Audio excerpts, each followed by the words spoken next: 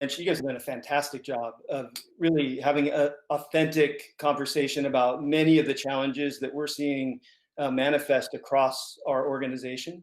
I know that one of the areas that we typically are hearing about, especially as we round into the 5th week of distance learning, is really that idea of how do we mark progress?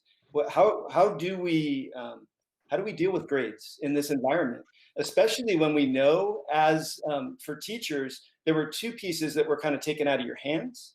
And one of those pieces being that there's no harm to be done to a student's grade, and that no harm really being characterized in once a student, when we closed physical school down on March 13th, all the work that those students did up to March 13th manifested in a baseline grade.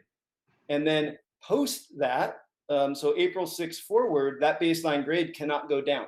And so we knew that that was a tenet, that was a practice, a policy that was put forth. And then secondly, understanding that while that grade can't go down, as teachers, we have to also give an opportunity to all our students to be able to improve that grade, should they choose to do that. So thinking about those 2 tenets, I'd like to transition us now to really a specific conversation about how you guys as teachers, as practitioners, are handling that. So how are you dealing with those 2 tenets? And how does that manifest in your grade book? And so specifically, I'll ask, and we'll start with Michelle. Michelle, how are you at your grade levels and those primary levels? How are you reporting progress of how your students are or are not improving to both the students and the parents, and how may or may not that resonate in the grade book for them? You know, for us, we are relying heavily just on that comment in the Google Classroom. So when they turn things in, you know, just giving them a little snapshot of, you know, how they did on an assignment. You know, if they're writing, we're in opinion writing right now. So letting someone know, wow, you had a really strong topic sentence, but you need to use more describing words, things like that. But again, it's not the same as when they're sitting right there and you can have that back and forth and ask them questions.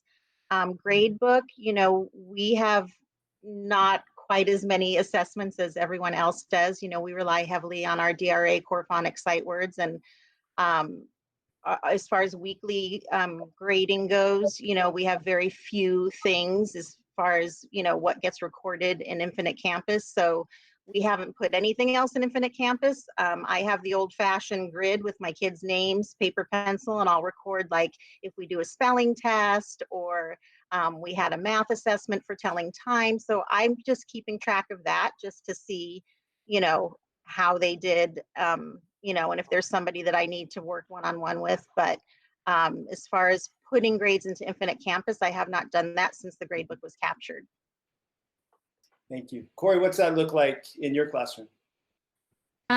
Well, sort of the same thing as Michelle. I actually have not added anything in Infinite Campus since March 13th. But what we're doing is, as a school, we're using Seesaw very heavily. And so most of our assignments are pushed out on Seesaw. And the great thing about that is that I'm able to write a comment or give feedback, or even open their assignment and write on it and then send it back to the kids. And so I'm not marking them off for credit until they have completed what I've asked. So if there were changes that needed to be made, I send that out to them and then they send it back to me. And then I'm, like Michelle said, I'm just doing a paper pencil grid.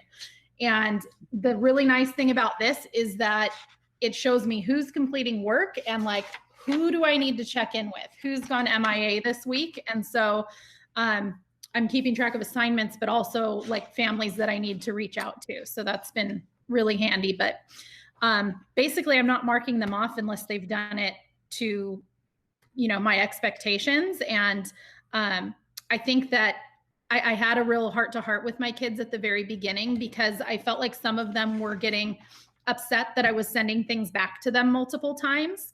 And I talked to them about how when we're in the classroom, you know, I can come stand next to you and say, hey, you need to fix this right there. And it's not a big deal. But since I'm not standing next to you, I'm having to send things back, 1, 2, and 3 times. And I'm not picking on you, but these are things that you need to check or fix. And I also had kids deleting comments. And so I told them, you need to leave the comments on there so I know what I asked you to fix. So, and then I just delete those comments before posting their assignment. So then nobody else sees those comments. I love that focus on that authentic feedback.